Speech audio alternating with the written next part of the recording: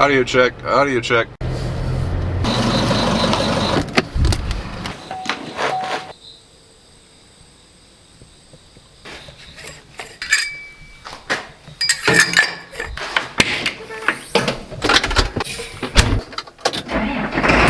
Morning!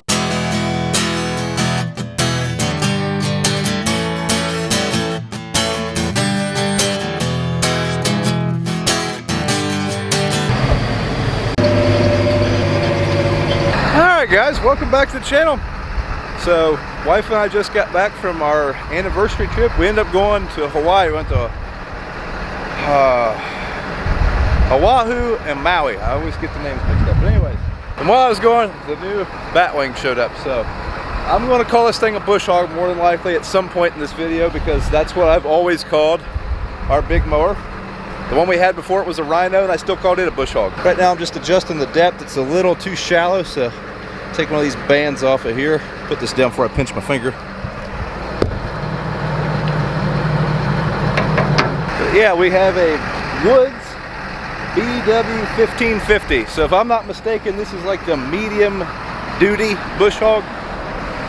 I don't know which one Zach has. I did ask him what he thought about it, and he spoke nothing of good words about his Woods. So yeah, hopefully this thing lasts pretty well. We don't go too hard on our bush hogs or our big mowers. Usually we just maintain the farm lanes. So that's what I'm gonna do. Got a couple fields with some pretty tall grass back here. I haven't mowed in a while. So yeah, let's go mow them. And depending on how the day goes, we'll go mow some farm lanes, because harvest is just about here, like within the next few days. And I want to mow them lanes one more time. That way, when we're harvesting the fields, you know, we're not walking through tall grass. Got her a bit too low now, so go out here and adjust a little bit more, put a different stop in there. So yeah, I could just do this with the hydraulics, but I like to have my hydraulic stops there. Basically that just keeps the mower from going down any further. It'll trip it. That way you can just push the down button on your hydraulics and go. You don't have to mess with getting the right height.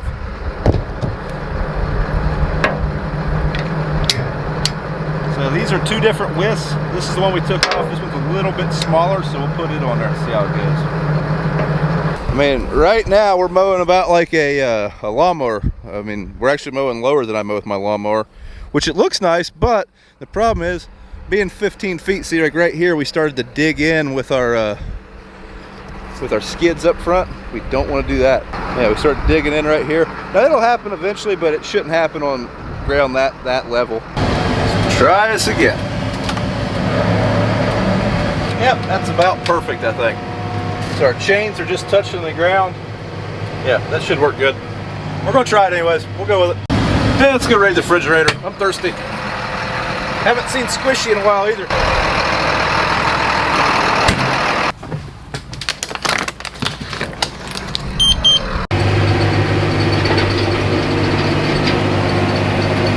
Right up here is our future home site. I've had some people asking for updates on that, or if we're still going to build the house and all this good stuff.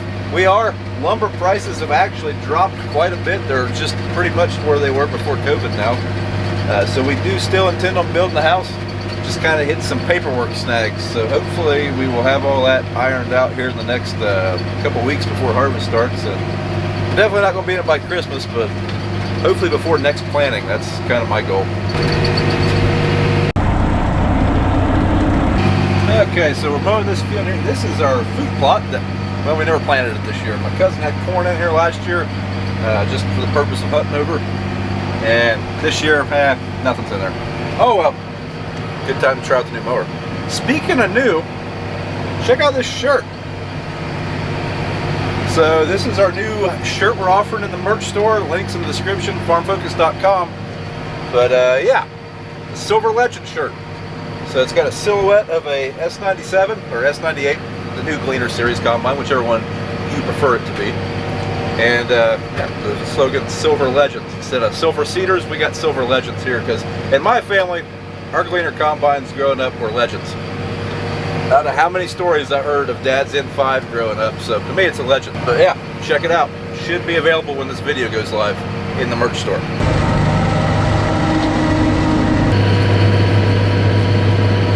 Got him! Thing's been christened. First snake kill. At least the first confirmed. Okay, so there was a volleyball game I didn't know about today, so timeline got a little screwed up in this video, but it's about 8 o'clock now, so I'm gonna go home. We didn't quite get done mowing everything, but there's always tomorrow or a rain day or something. We'll finish it eventually. But hey, got the first snake kill on the new mower though. Alright guys, it's the next day. Just getting back over here to the grain bins. Had a doctor's appointment this morning, but Dad and BJ are working on the gleaner. I guess our bean head's a little bit out of time, causing slight vibrations, so trying to get that dialed in. We're still, like I said, we still got to work on the corn head a little bit. Just getting some final things hooked up on it. And then we got to service all the grain bins, and then we got to fix an air leak on a truck, and then we might be ready to think about harvest, maybe? I don't know, we'll see. I'm sure there's other things. Okay, so one thing we're going to do now, the head's in time. Dad already got that before I got here, but we've got to put the head in float. So this is a flex cutter bar head. For wheat, you make it rigid because you're running a few feet off the ground. You want that head to stay straight. For beans, we're going to run the contour of the ground. So we've got to pull these pins out, which lets the cutter bar flex. So yeah, I don't even know how many of these pins. It's the first time I've ever done this. Put these here so we lose them.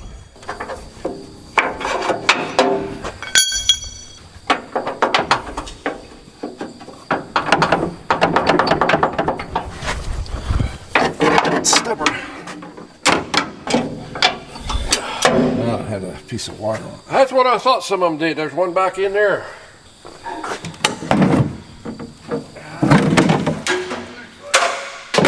Lots of cool looking stuff in there.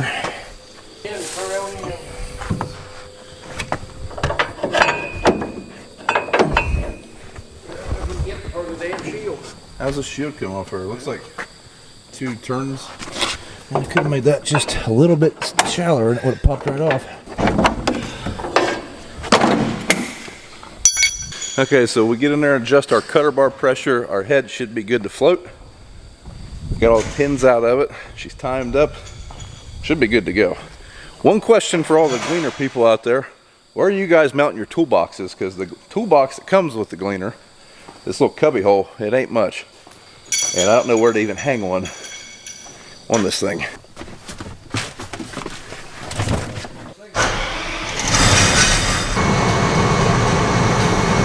So here's our cutter bar pressure. I believe we're supposed to run it down to like 700.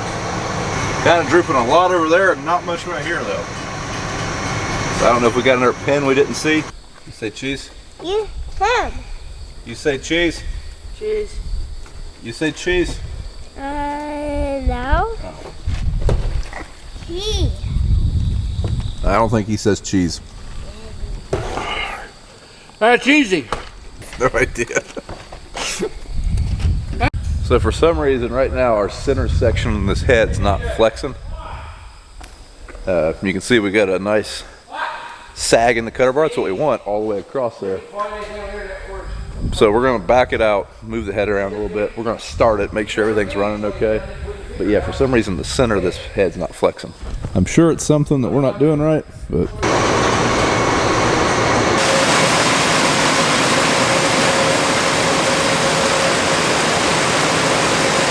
As it turns out, when you don't pull all the pins out, like those two, it doesn't flex all the way, but now, I think we're good.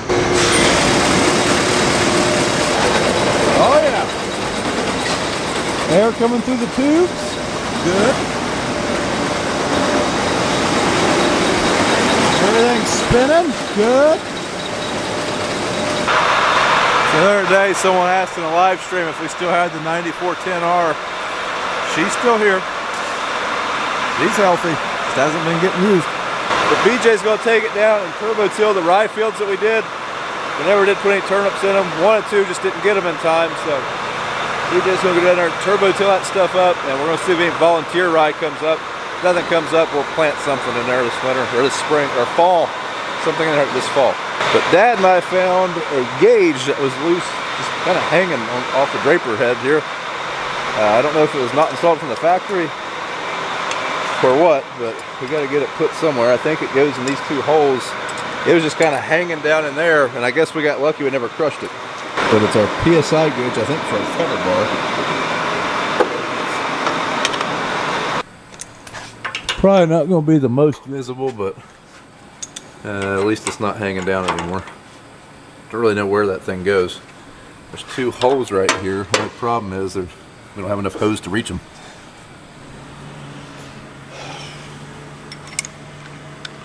How's that? That'll work. Yeah, we're only holding by one bolt.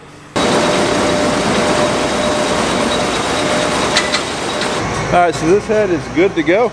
So we're going to unhook it. Probably put the corn head on it. Like I said, we still need to do a couple things to it. Yeah, Draper's ready to roll. Unfortunately, we don't have any beans ready to go. Like, we don't have any close. Probably a solid 2 weeks, be my guess, for beans. Whereas maybe corn Friday. So to say that we're excited to try this thing out, especially with the wind system, massive understatement. Yeah, I would equate it to kind of like Christmas, you know, use a new combine for the first time. Little kid at Christmas, similar.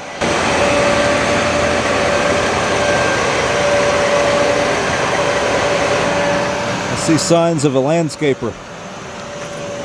Cousin Ben's been here. Cousin Ben's been here. Yeah, there we go. Got poured the concrete. Hey, I guess that corn's ready to harvest. Only problem is it's sweet corn. Now, if you see the old Lexion, the one we traded for this Gleaner, still here. No, we did not keep it. We are not running 3 combines. It's just still sitting there. It is no longer ours.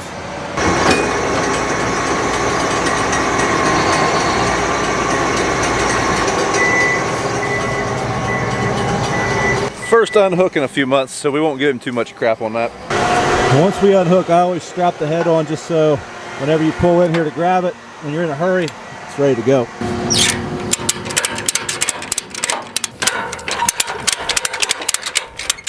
I gotta say, that corn head, that's a sexy looking head on that Gleaner. That is a good color combo. It looks good.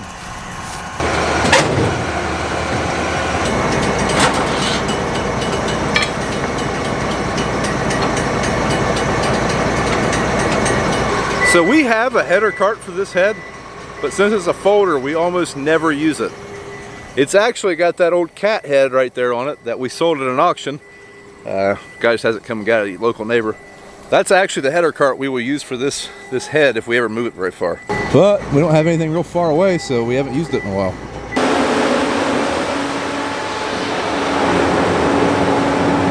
I'm not gonna lie, I really wanted to run that sweet corn. Now we hand planted that, and the row width's gonna be anywhere from 20 to 60 inches, and there's really nothing left on it, but it'd be pretty cool. So that auger extension, we can't come in with the auger up.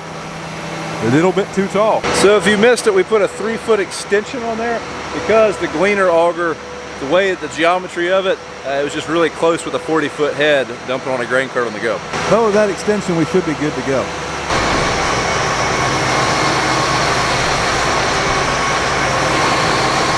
Man, it's close, but she worked.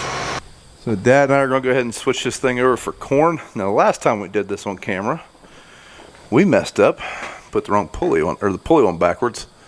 There's the pulley we need to put on it. That one will go back up there in storage. Well, if I got a marker to mark it. Mark what? The pulley. Oh, for beans.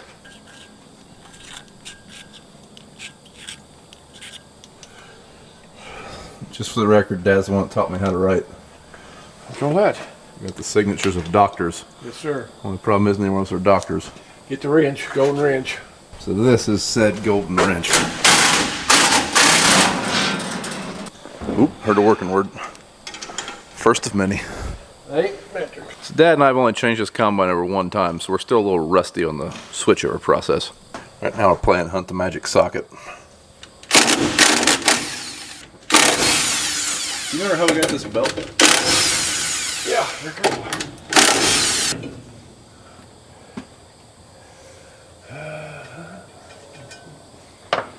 Okay, take that off. You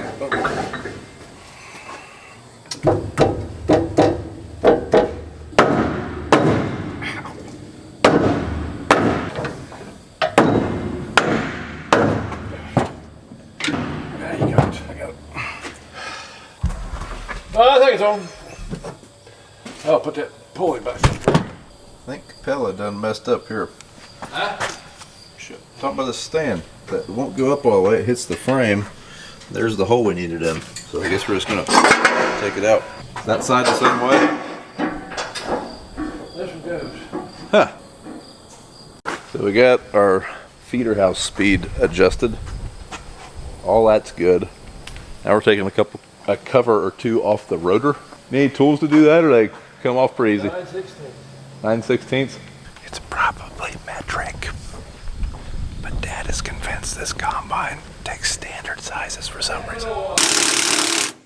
Wrench. Apparently in there is where you put your chopper knives out. So for corn, you don't want to use all your knives. So, okay. First time I've ever seen this done.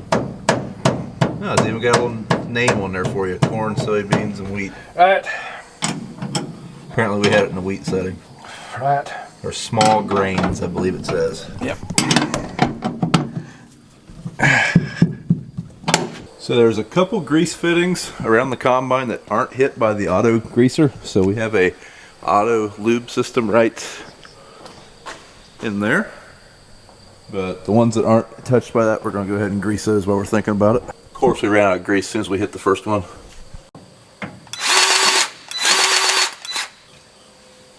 So one thing that we don't have is any good way of filling our auto lube system. So I'm just going to squirt grease out of the grease gun into it. So if you got a better way of doing this, please provide me a link. I'd love to find one.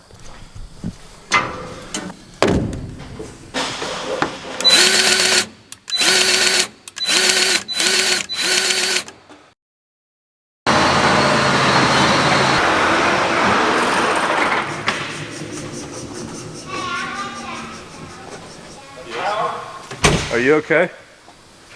Something feels a little odd. You had to steer, didn't you? Yeah. It's terrible. God. I'm glad you did that. It's rough. Hear the horses cooling down. Okay, so I think we've done all we can do on the combine for now. We still need the pin tool to wire up we need a pin tool to splice into the wiring harness on the combine for the fold and unfold. Worst comes to worst, we can hook a hot wire to it and do it for temporary use, but still need to do that at some point. Or not, I think this combine is ready to harvest.